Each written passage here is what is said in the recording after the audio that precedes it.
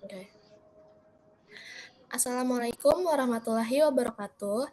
Perkenalkan, saya Anggun Sintia Rohim bersama rekan saya Alisa Dwi Salsabila dan Rizka Trihanifa dari kelompok 3. Pada kesempatan kali ini, kami akan mempresentasikan hasil proyek yang berjudul Bahasa Indonesia dalam Panggung Kebangsaan, Sejarah, Kedudukan, dan Fungsinya sebagai Bahasa Persatuan dan Negara. Kami memilih topik ini karena bahasa Indonesia merupakan identitas sekaligus bahasa pemersatu bangsa yang perlu terus dijaga, terutama di tengah perkembangan era digital saat ini. Baik, langsung saja kita masuk ke pembahasan pertama, yaitu latar belakang.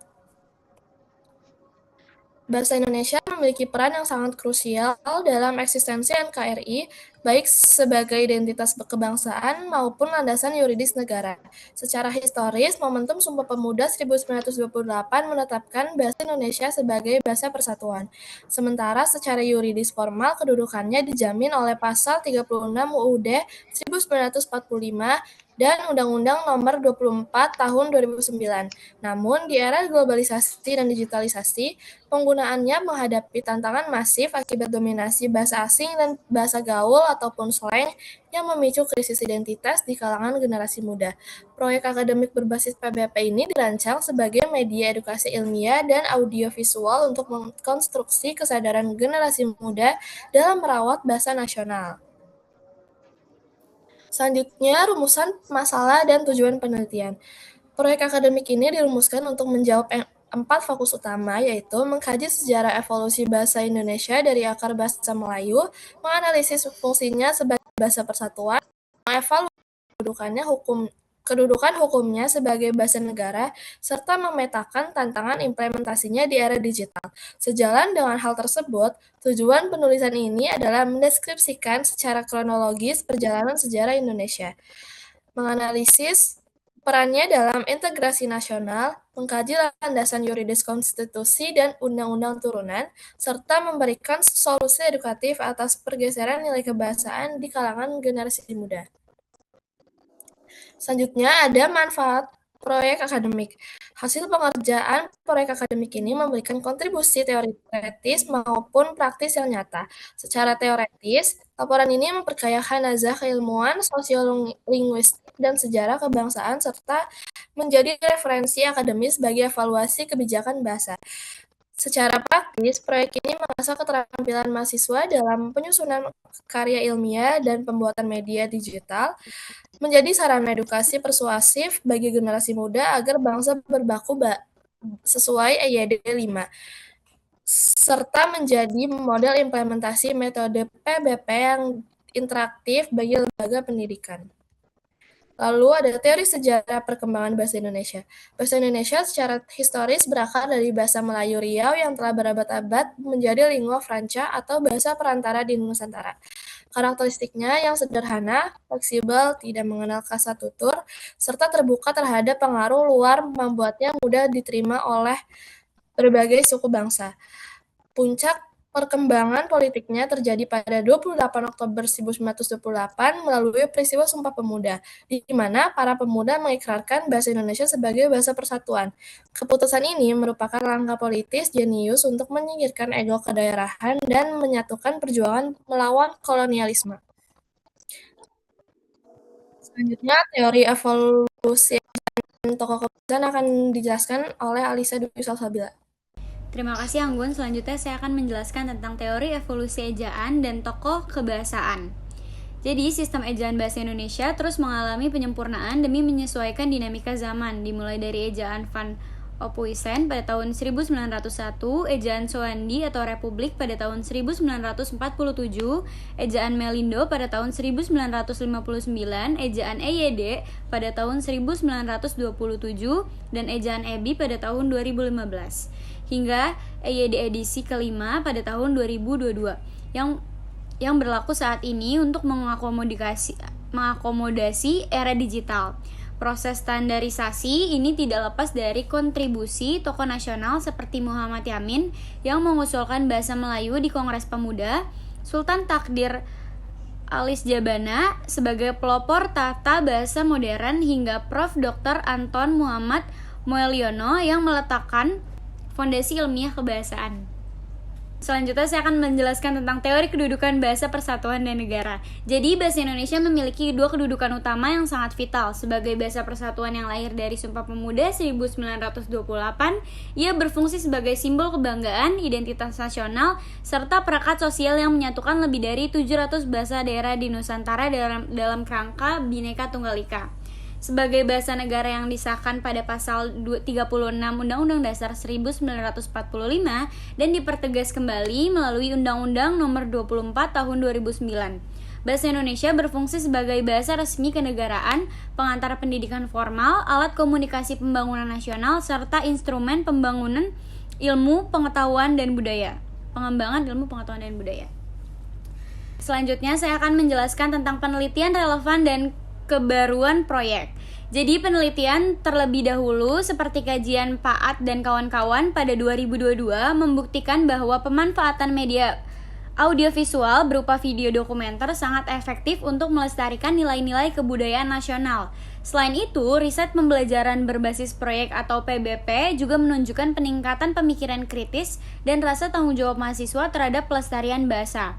Selanjutnya, kebaruan atau novelty dari proyek ini terletak pada penggabungan rekonstruksi sejarah Sumpah Pemuda, analisis regulasi Undang-Undang Nomor 24 Tahun 2009, penyelarasan EYD yang kelima, dan tantangan digitalisasi ke dalam satu produk laporan dan video dokumenter utuh. Selanjutnya ada metodologi, proyek, dan tahapan pelaksanaan. Jadi proyek ini menggunakan desain pembelajaran berbasis proyek atau PBP untuk menghasilkan dua luaran. Yang pertama, laporan ilmiah tertulis dan video dokumenter edukatif berdurasi 6-10 menit. Pelaksanaannya ini dibagi menjadi 3 tahap sistematis. Yang pertama ada praproduksi atau pembagian tugas studi literatur konstitusi, dan juga penyusunan naskah atau scripting. Yang kedua ada produksi atau pengumpulan aset visual sejarah, perekaman narasi suara atau voice over. Serta yang ketiga ada pasca produksi, yaitu editing video, penyelarasan subtitle berdasarkan pedoman EYD yang kelima, dan finalisasi laporan portofolio akademik. Selanjutnya pembahasan ini akan dijelaskan oleh Rizka Trihanifah. Oke, selanjutnya pembahasan mengenai analisis kritis sejarah pada tahun 1928. Kelompok menganalisis bahwa pemilihan bahasa Melayu pada Sumpah Pemuda 1928 adalah keputusan geopolitik yang sangat brilian. Bahasa Melayu dipilih bukan karena jumlah penuturannya terbanyak, mengingat bahasa Jawa jauh lebih besar, melainkan karena sifatnya yang demokratis dan tidak mengenal kasta tutur, yang sejalan dengan prinsip kesetaraan nasionalisme.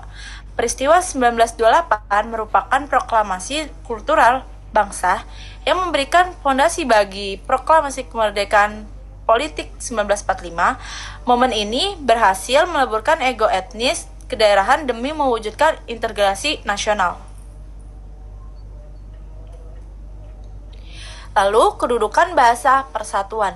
Bahasa Indonesia tidak bertindak sebagai kategorisme utama yang mengubah sentimen kesukuan menjadi kesetaraan berbangsa. Sebelum tahun 1928, pergerakan melawan penjajah seringkali gagal akibat batasan bahasa kedaerahan. Pemilihan bahasa nasional yang netral mencegah kecemburuan sosial antar etnis dan memungkinkan komunikasi antar budaya berjalan secara demokratis. Kedudukan bahasa Indonesia sebagai bahasa persatuan tidak bertujuan memastikan bahasa daerah, melainkan bertindak sebagai payung integratif agar keberagaman Nusantara tetap hidup harmonis.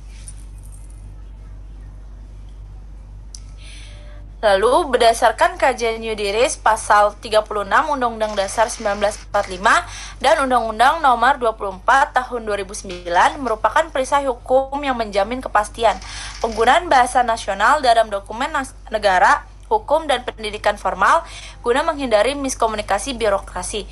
Peluncuran pedoman EYD edisi 5 pada tahun 2022 menunjukkan langkah adaptif pemerintah dalam menyerap istilah teknologi modern ke dalam bahasa baku.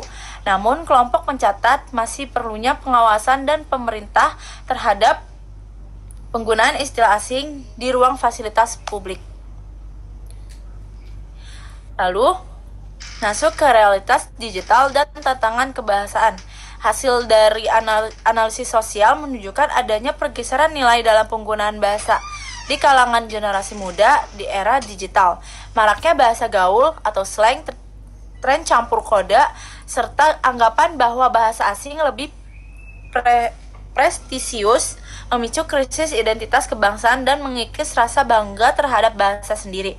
Kelompok menyimpulkan bahwa fenomena ini harus diimbangi dengan pendekatan edukasi kreatif berbasis media audiovisual seperti video dokumenter, agar nilai-nilai sejarah dan kaidah baku ERIF 5 tetap relevan bagi anak muda. Kesimpulannya, berdasarkan analisis dari proyek ini, kelompok kami menyimpulkan bahwa bahasa Indonesia berakar dari bahasa Melayu yang dilakukan pada Sumpah Pemuda 1928 sebagai simbol kedaulatan politik pemersatu bangsa. Fungsinya sebagai bahasa persatuan berhasil merekatkan keberagaman etnis, sementara kedudukannya sebagai bahasa negara terlindungi secara kokoh dalam Undang-Undang Dasar 1945 dan Undang-Undang Nomor 24 Tahun 2009. Meskipun menghadapi tantangan bahasa gaul dan krisis identitas di era digital, metode pembelajaran berbasis proyek atau PBP lewat karya video dokumenter terbukti efektif menjadi media edukasi yang adaptif. Lanjut ke bagian akhir, sebagai penutup, kelompok merumuskan saran bagi beberapa pihak. Generasi muda diharapkan dapat menumbuhkan rasa bangga dan menjadi duta bahasa baku di media sosial. Pemerintah perlu memperketat penegakan Undang-Undang Nomor 24 Tahun 2009 di ruang publik. Serta lembaga pendidikan hendaknya memperluas metode PBP interaktif untuk menguatkan nasionalisme mahasiswa. Mari kita wujudkan ikrar kebangsaan dengan selalu mengutamakan bahasa Indonesia, lestarikan bahasa daerah, dan kuasai bahasa asing. Sekian presentasi dari kelompok 3, kurang lebihnya mohon maaf. Assalamualaikum warahmatullahi wabarakatuh. Selamat malam.